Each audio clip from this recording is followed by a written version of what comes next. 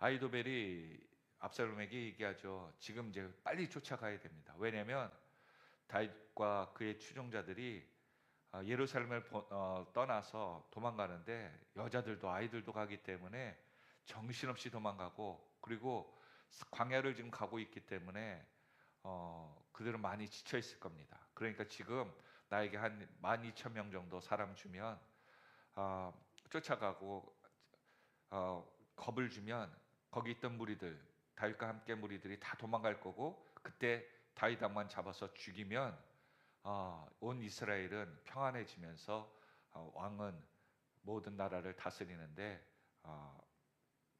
왕이 될 것입니다라는 계략을 낼 때 모든 사람이 엄지척을 합니다. 와, 최고다. 이게 하나님께서 내리신 것이다 라고 사람들은 찬동하죠. 근데 압살롬이 시행하라 그러면 되는데 갑자기 이상한 짓을 합니다. 그런데 말이야, 계략 참 좋고 시행하면 바로 하면 좋겠는데 그래도 우리가 신중해야 되지 않겠어? 그래서 아버지의 친구 후세를 한번 데려와 우리에게 전향했는데 도대체 무슨 꿈꾸기가 다윗이 또 어떤 마음을 품고 있는지 한 번 더 물어보고 가는 게 좋지 않겠어? 그러고서는 후세를 부릅니다. 후세는 이렇게 와서 얘기합니다. 아이도벨의 이야기를 딱 듣는 순간에 우리는 이렇게 하려고 하는데 당신 생각은 어떻소? 같은 의견을 내면 안 되니까. 그러자 후세는 이렇게 얘기합니다. 아이도벨의 계략이 별로 안 좋은 것 같은데요. 이전까지 계략은 참 좋았는데 이번 계략은 한 번 더 생각해 보십시오. 왜냐하면 다윗 왕이요, 어떤 사람이에요? 사울 왕이 10년 정도 쫓아다녔는데 잡았어요? 못 잡았어요? 못 잡았지. 그러니까 지금 쫓아가고 가다가 우리가 준비 안 하고 쫓아가다가 아이도벨이 쫓아가서 그 12,000명으로 잡으려고요. 사울 왕 때 전군에 의해 다 쫓으라고 했는데도 못 잡았던 다윗이에요. 이거 쫓아가다가 놓치면 왕이여 당신이 왕이 될 때 언제 또 어떻게 당할지 모릅니다. 그러니까 요번에 갈 때는 사람들 잘 모아서 가야 되고요. 지금 다윗 왕에게 함께한 사람들은 다 용사들이에요.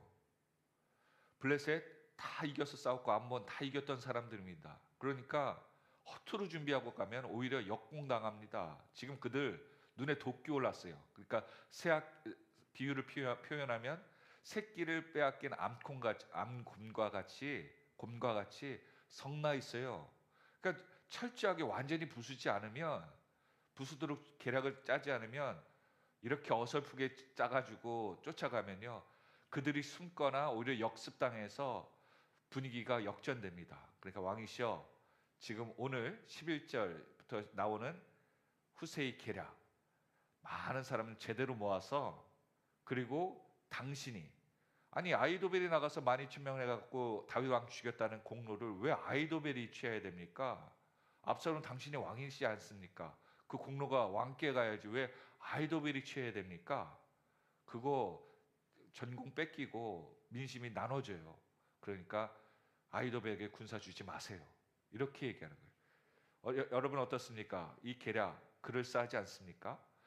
아이도벨에게 전공을 다윗 왕의 다윗 왕을 잡았다는 전공을 빼앗기느니 압살롬이 왕이 될 때 완전히 딱 다윗 왕 아버지에 대한 그 계략들을 다 파하고 아버지를 이겼다라는 소문이 들면, 하나님과 같이 했던 사람을 이겼다 그러면은 여기는 정말 어깨에 으쓱 되는 겁니다.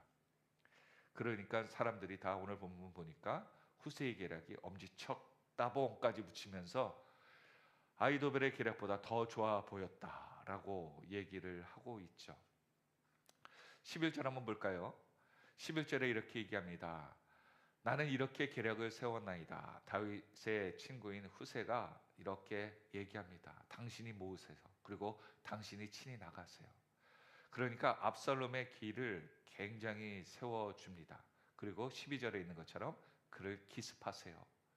그렇게 기습하면 그와 함께 있는 사람들 모두 몰살할 겁니다.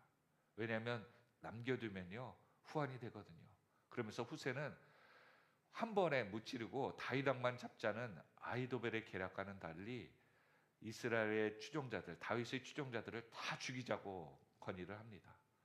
그리고 만일 13절에 있는 것처럼 그를 숨기거나 함께하는 성들이 있다면 그 성조차도 완전히 멸절시켜서 당신이 지금 나중에 다윗이 반역을 일으키거나 다윗의 사람들이 나를 압살롬을 공격하는 일들을 만들지 않도록, 후환을 만들지 않도록 그 성을 다 싸그리 엎쳐 본보기를 삼으면 왕권이 당신에게 돌아올 것입니다 라는 철저한 계략을 얘기합니다. 14절 중요한 말이 나오죠.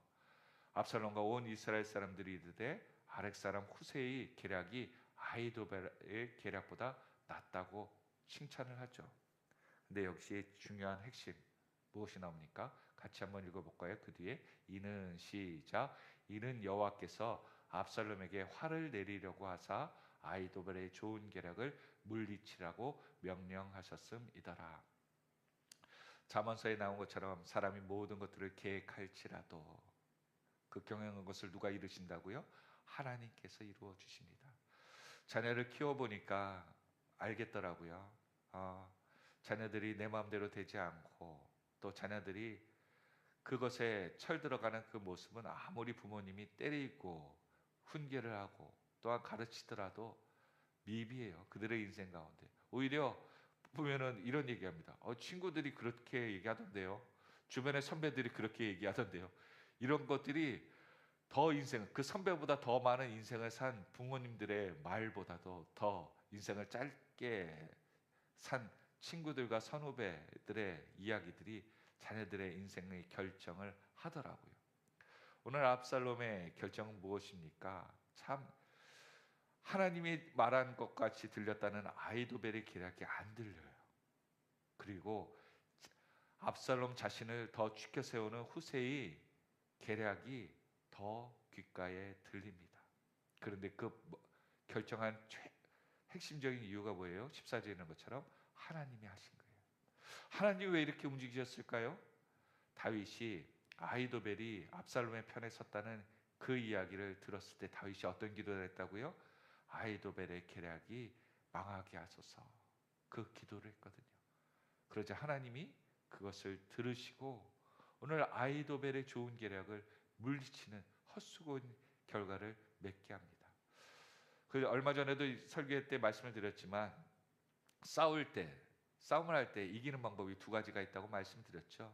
내가 힘이 있어 또한 물질과 모든 것이 충만해서 그 사람을 압도하며 이기는 경우가 있죠. 권투할 때 체급이 두 체급 이상 되는 사람과 체급이 아래인 사람이 싸웠을 땐 누가 볼 때도 큰 체급에 있는 사람이 이기듯이 말입니다. 그런데 또 다르게 이기는 방법이 있다고 말씀드렸습니다. 그렇게 이길 수 있는 사람이 갑자기 배가 아파, 몸이 안 좋아, 갑자기 가정에 안 좋은 일이 생겼어. 심지어 그런 얘기도 했었죠. 집에 가스불 켜놨기 때문에 가스불 끄러 가기 때문에 네 싸움은 네가 이겼다고 쳐라. 그러면서 미리 자기가 항복을 표현하는 경우 말입니다. 하나님께서의 전쟁에 승리하는 방법은요, 그런 것 같아요. 내가 나에게 힘을 주셔서 이기는, 다윗이 골리앗에게 싸움가 있을 때 하나님께서 다윗에게 능력을 주셔서 이길 수 있는 그러한 힘을 주시는 경우도 있지만, 가만히 성에 있을 때 하나님께서 서로 적군들이 서로 자중질환을 일으켜 서로를 적으로 인해서 서로 죽여서 서로 망하는 그런 경우나, 아니면 천군 천사를 통해서 이스라엘이 아무것도 안 하던데 천군 천사들이 내려와서 그들의 적을 물리치는 경우도 있고요. 아무튼 이렇게 좋은 계략이 다윗을 정말 죽음으로 몰 수밖에 없는 그런 계략이 압살롬의 하나님의 마음에 누가 더 좋은 것으로 들렸을까라는 그 순간의 판단이 그의 인생을 좌우하는 결정을 하게 되죠. 결국 압살롬은 누구의 결정을 따릅니까? 계략을 후세의 결정을 따릅니다. 이 일이 있은 후에 후세는 가만히 있는 것이 아니라 추위를 지켜본 것이 아니라 무엇을 합니까? 15절에 보니까 두 제사장들에게 이러한 계약, 아히도벨의 계략과 자신의 계략을 했다라고 얘기했으니까 16절에 보니까 너희는 빨리 사람을 보내서 다윗에게 지금 머물러 요단강 근처에 있는 나루터에 머물지 말고 그곳을 강을 건너가 피하라고, 그 환경을 피하라고 보냅니다.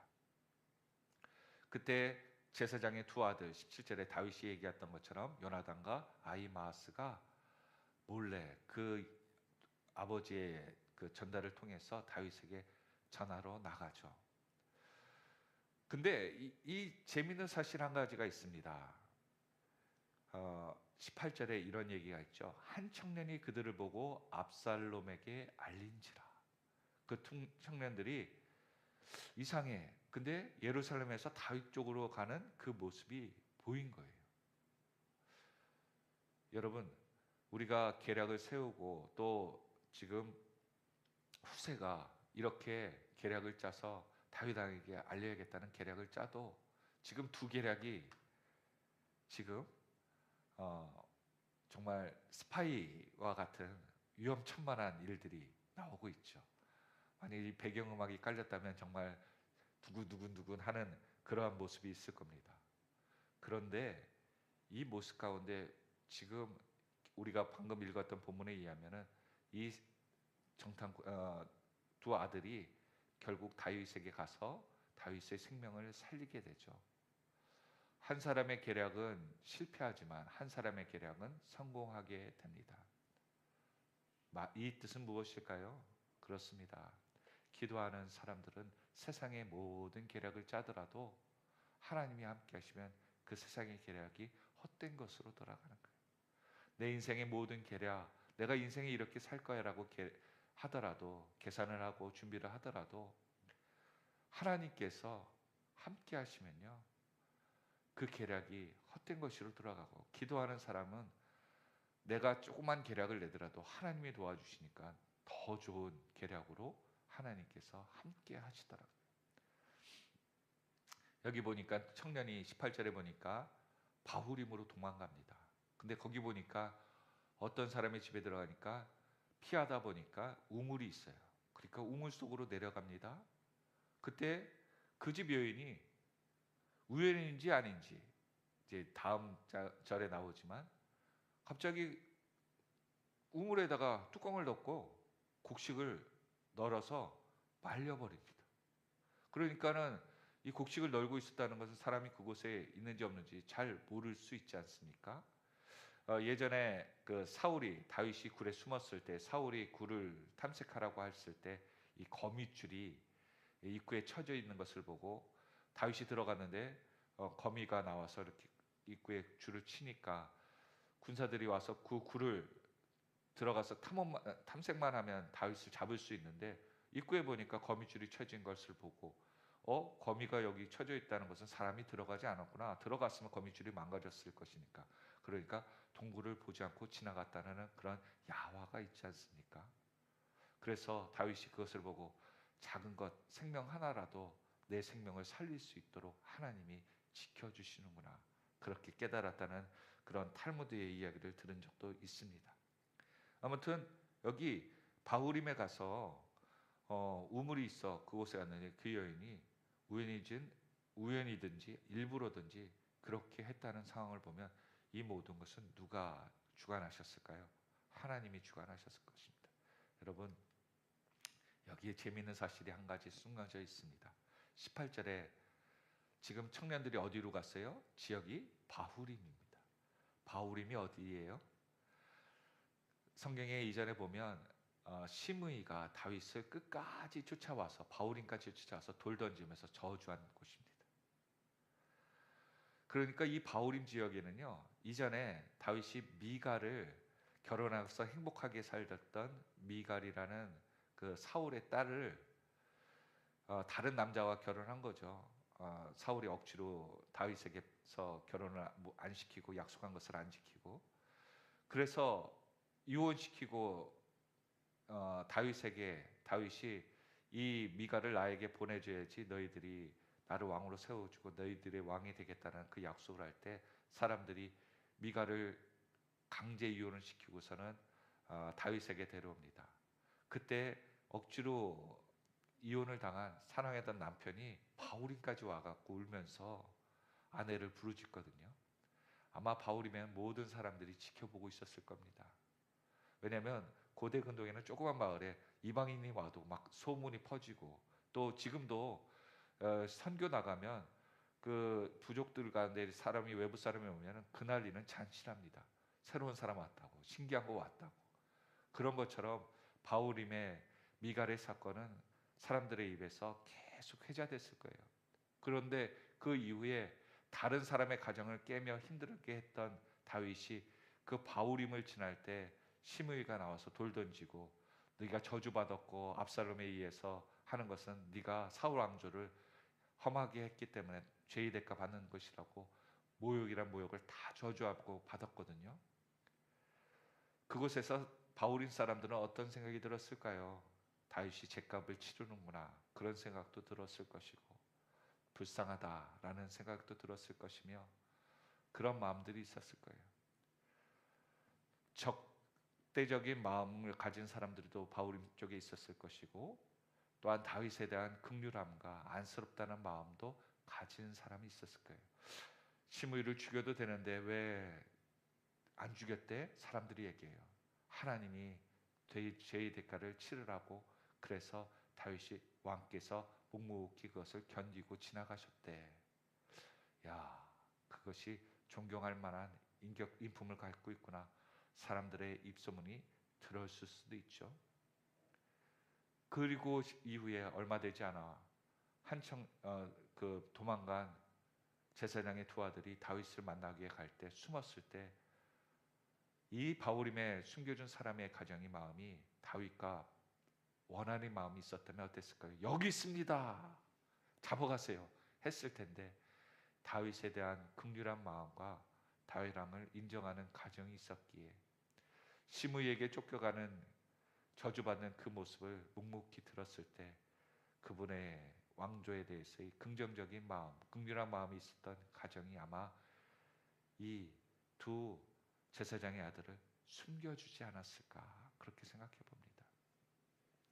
그렇습니다.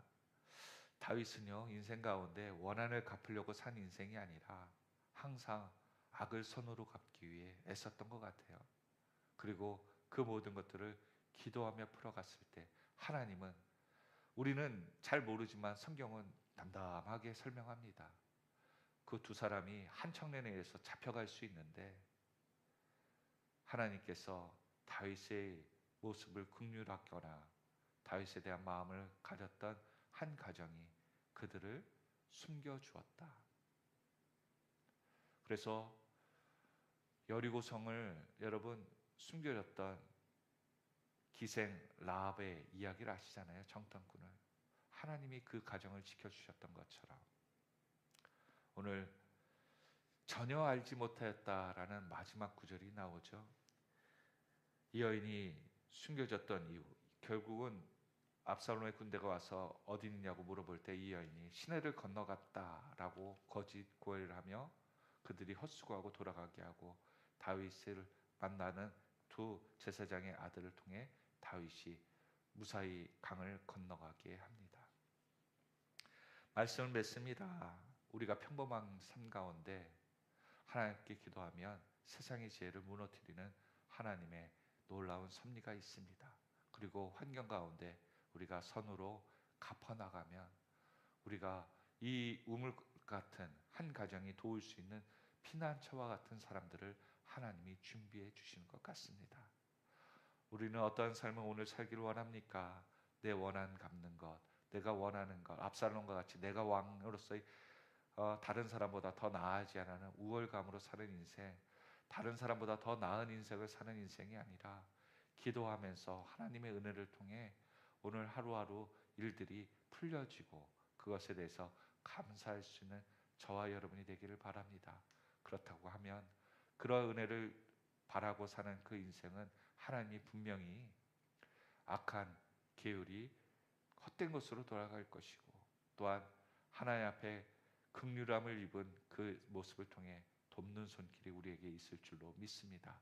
오늘 그런 축복의 하루가 되어 우리가 알지 못하지만, 전혀 알지 못하지만 하나님이 돕고 있다는 것을 이후에라도 깨달을 때 감사할 수 있는 저와 여러분이 되시기를 예수 그리스도의 이름으로 축원드립니다. 기도하겠습니다.